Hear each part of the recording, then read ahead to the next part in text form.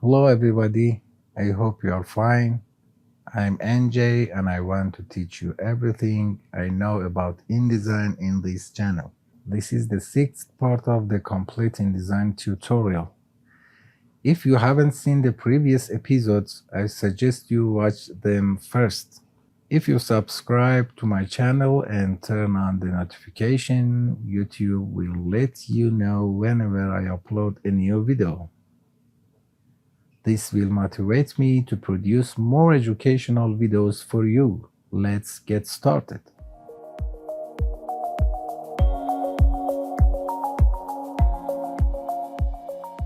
Well, in the continuation of the previous session, you can make changes on the object by selecting any of the objects through the Properties panel.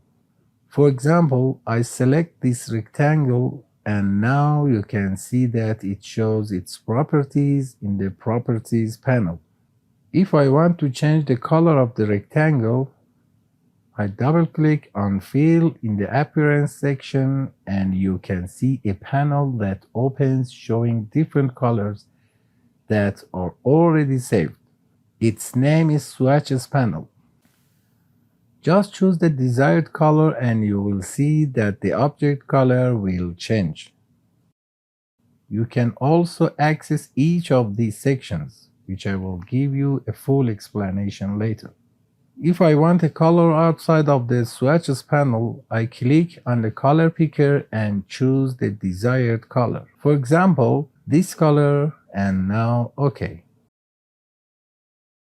In this section, we can change the stroke. For example, I choose 2.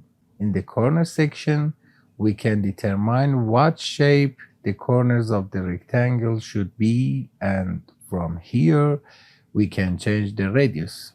From this part, we can change the opacity. For example, I put these two shapes on each other so that we can see the effect. Now, by reducing the opacity, we can see the object below. Also, in this section, we see align, text wrap, and etc., which I will discuss later. Okay, that's enough for this session. Practice the topics I taught so that you can learn well.